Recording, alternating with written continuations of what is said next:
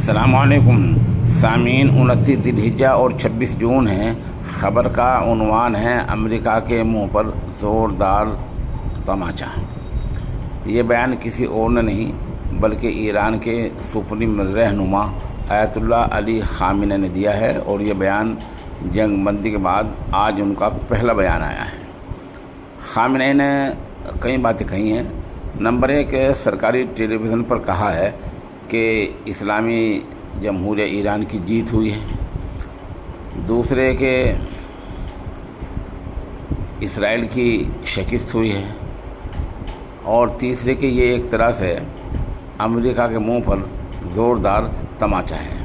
Khamenei ने कहा कि ईरान को लोग इस हद तक कमज़ोर न समझें। हम अपना दिफा जानते हैं, अपनी हिफाजती भी जानते हैं और अपनी सिक्योरिटी भी जानते हैं।